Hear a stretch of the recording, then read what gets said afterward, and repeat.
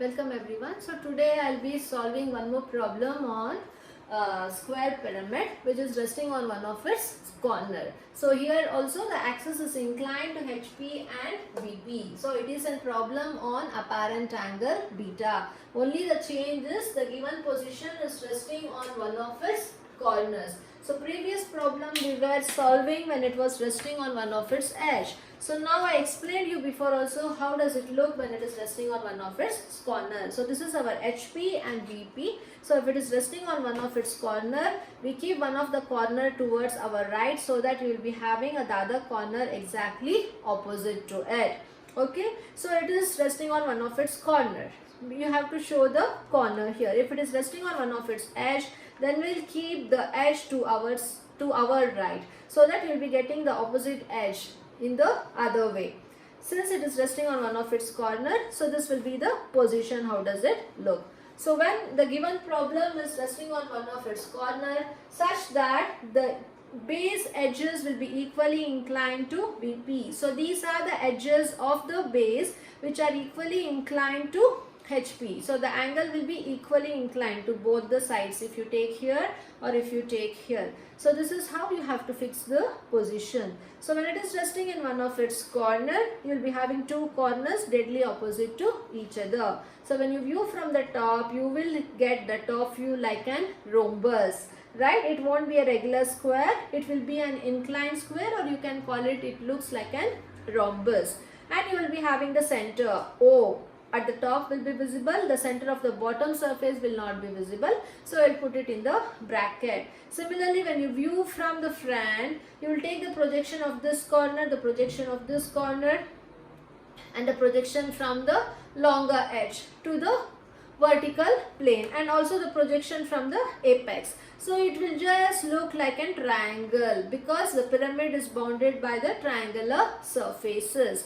You have an axis here from the apex to the bottom of the square prism, but that axis is overlapped by the longer edge over here, and hence we cannot show the axis line in the front view. Instead of that, we will be showing a continuous visible line of this longer edge, because when you view from the front, this edge will be visible. Due to the edge visibility, the axis line which is inside will not be visible, it will be overlapped. So you will have a rhombus or an inclined square as a top view, and you will be having a rectangular surface as our front view, where the axis will be replaced by the longer edge in our front view. So first we will draw an inclined square when you view from the top. Okay, so how does it look? We should first draw an XY line. And since it is resting on one of its corner, you should have the corner, not the vertical edge. So you will fix one of the corner towards our right. For that, you should have an inclined square like this. How you draw? First, for a reference plane, just draw an horizontal line. Fix some particular point. So from there, just take 45 degree. So this side will be 45 and this side also will be 45 degrees. So both will be exactly 45. So after that, you will measure the distance 35 mm. So you keep one end of the compass here and you just cut an arc for 35 mm. And similarly, you will keep one end of the compass here and you just cut an arc for 35 mm. So you got the two sides. Again, you need to do the rest two parts. So how you will do it? For that, you should draw a parallel line here to this edge such that this will be 90 degree. So once you draw a parallel line to this edge, you again measure 35 mm because the side given is 35 mm. You just cut an arc. It meets somewhere. So from there you kindly join this. So you constructed an inclined square which is our true shape of the top view, right? So always for solid we should connect and identify the center. So you will join the diagonal and identify the center. No need to show this 45 degree and all. You can just erase. For your reference, I just told you how to construct it. So when you view from the top center will be visible, bottom center will not be visible. So top center you will write outside the bracket and bottom center you will write it as O1. And a review from the top, all the corners of the base will be visible. So you can write that as A, B, C and D. So our true shape of the top view is over. Kindly show the dimension for any one of the edge as 35 mm. Okay. So please show it neatly. So then we will take the projection above. So you see that you take the projection from each corner. So here you have the axis, but the axis is replaced by one more edge. And hence we can't show the axis line here. It will be a continuous line. So what is the height? It is 60 mm. So show this longer edge as per the height of the axis. So measure 60 mm, keep one end of the compost here and cut an arc. It will meet at some common point. In a pyramid, always it is joined to a common point which we call it as apex. So this is our O1 at 60 degree. And later you will join this corner to our apex. And also this corner. So we got our front view. So when the observer views from here, A will be visible. So when it comes to front view, it will be A dash. So when the observer views from here, B and D will be visible. B will be visible, D will be hidden. So we will write B dash outside the bracket and D dash within the bracket. Along with that, you have the center O1. It will not be visible because you have one more curve, longer edge overlapping. So you will write O1 dash in the bracket. O1 dash will be not visible. Along with that, B dash will be visible when the observer views from here. B and D is along the same line. D won't be visible, so we will write it in the bracket as D dash. And here the corner you have C. So when the observer views from here, C will be visible, so we will write it as C dash. And the top center O will be visible when it is viewed from the front. So you will write this as O dash. And you have to show the dimension of the axis as exactly equal to 60 mm. Don't forget to write as XY line, VP and HP in every problem. So once you complete the first stage, we have to see what is the inclination of axis in the second stage. So here the axis of the pyramid is inclined to HP at 40 degree. So you leave some space and then take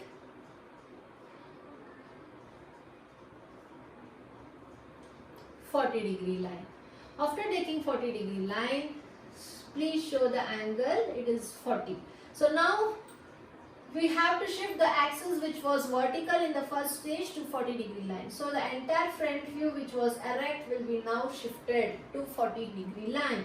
For that, first you should identify the distance from the center to the corner C dash, how much it is, using the compass, and just move on this axis line until the distance cuts exactly on XY line. So where it cuts, you just make an arc. So from this point to this distance is exactly equal to this point which is cutting on XY line.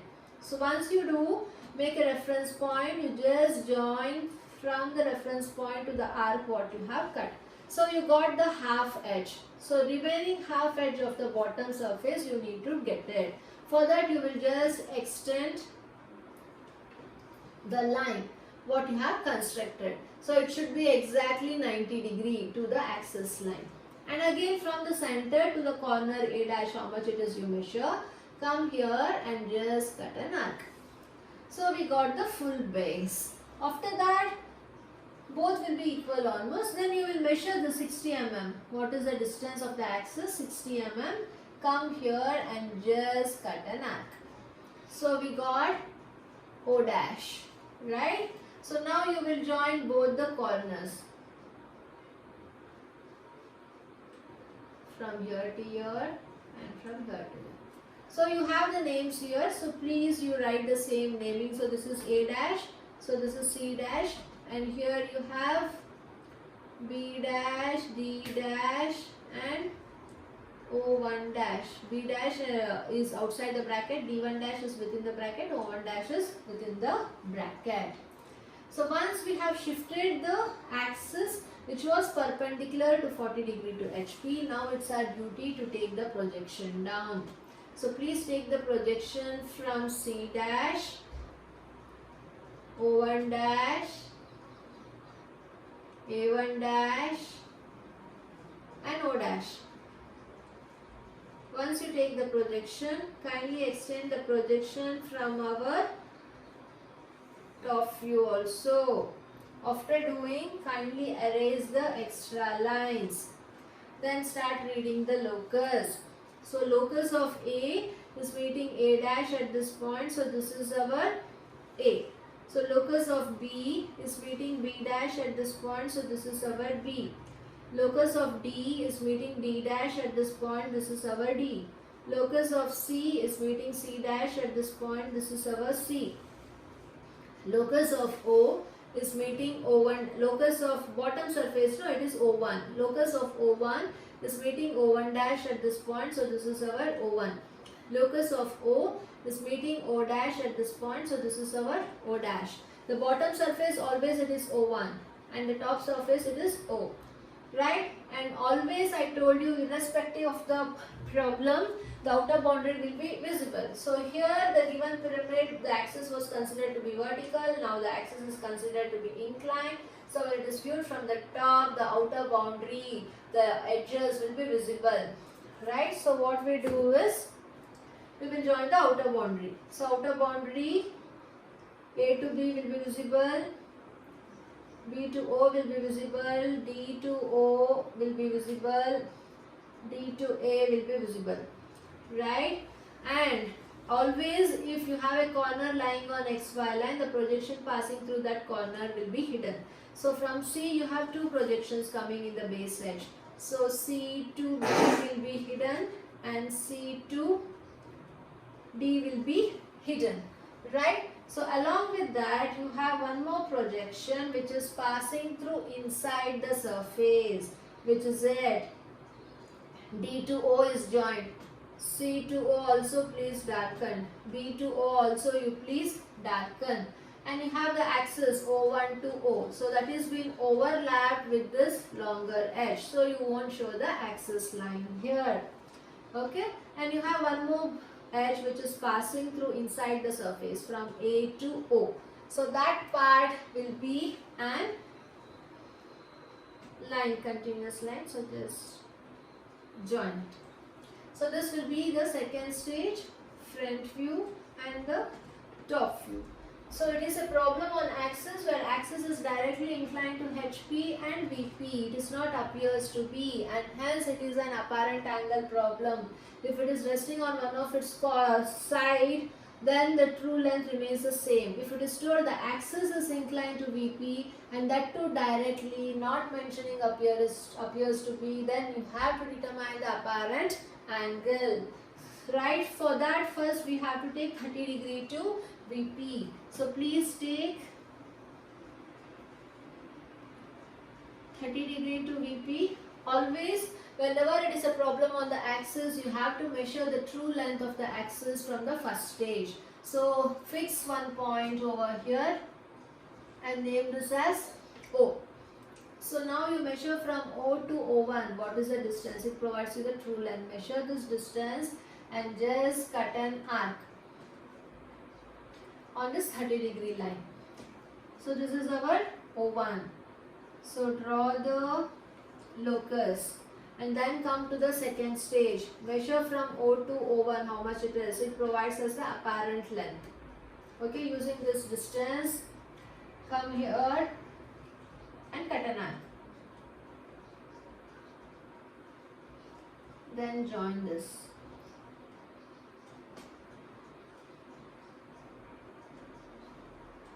So this is our O1. So this is the true length and this is the apparent length. So if you extend this line to our XY line, we will get the angle beta. So once we got the apparent length, now we have to shift the entire top view to the apparent angle beta. we have this apparent length already. We need the remaining part to construct the bottom surface. So you just extend this apparent length of the axis and measure from O1 to A what is the distance, and you just cut an arc, right? And then from O1 to C what is the distance you measured, and you just cut an arc. So you got A and C. You need to get D and B. So from the center you need to draw a perpendicular line. So this is the center. From the center please draw a perpendicular line. So this is the perpendicular line what you have already. So from that, this is the locus of O1. So this will be exactly perpendicular to your apparently. No, that is inclined. So what you have to do, just draw a perpendicular line. Okay, this should be 90.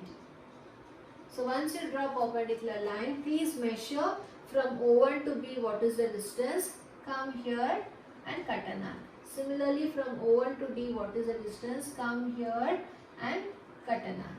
So you will get the corner D and B.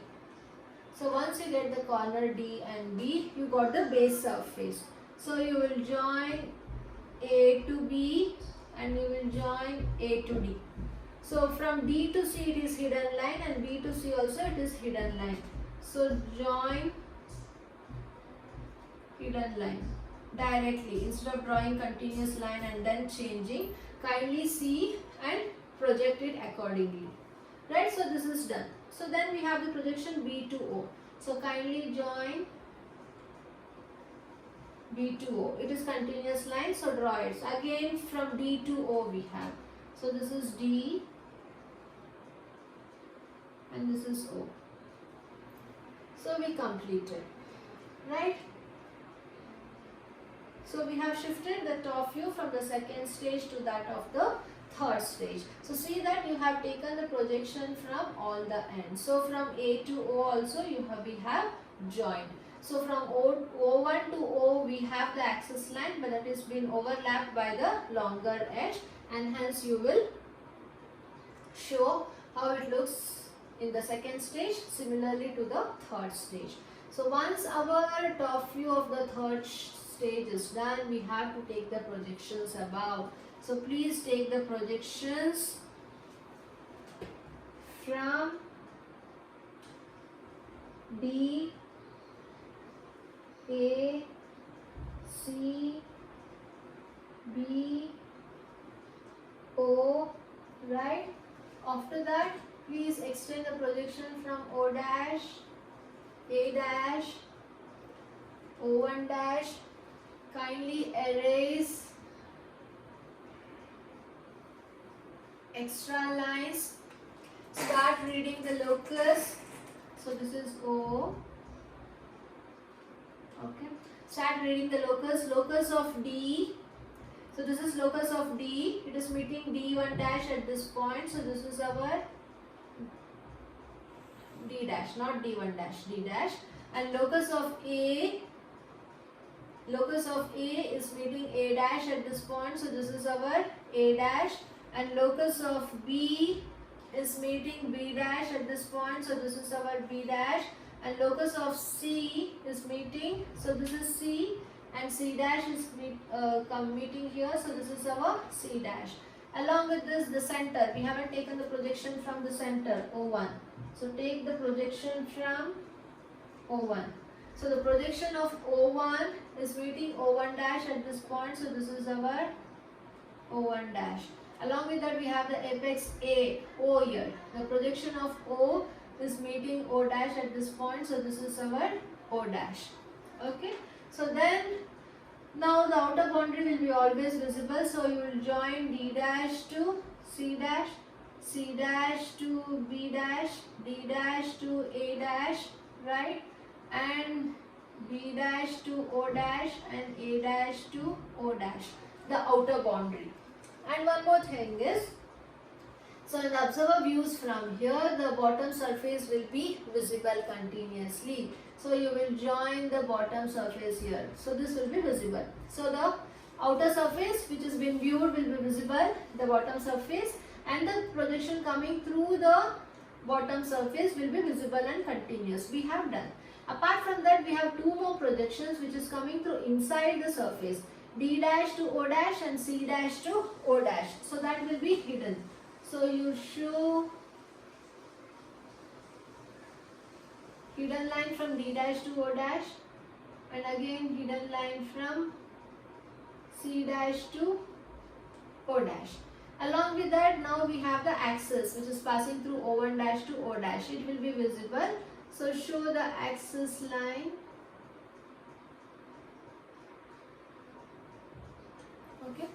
So this is how the final stage of the front view looks like. So in the last problem we solved how to solve the given square pyramid when it is resting on one of its edge. So this is the problem which focused when the given problem is resting on one of its corner and axis is inclined directly to HP and VP. Since axis is directly inclined and it is not appears to be, we have to determine the apparent angle. If it was mentioned the axis of the pyramid appears to be inclined to VP, then no beta angle. Since it is directly inclined, we have to determine the beta angle and show the value of which is how much within a box. And if in case the corner which is resting on HP, the same corner if it was been inclined to VP at 30 degree, then also we won't determine the apparent angle because the sides or the edges true length remains the same. So this is the problem on axis inclination directly with respect to VP and HP. Thank you.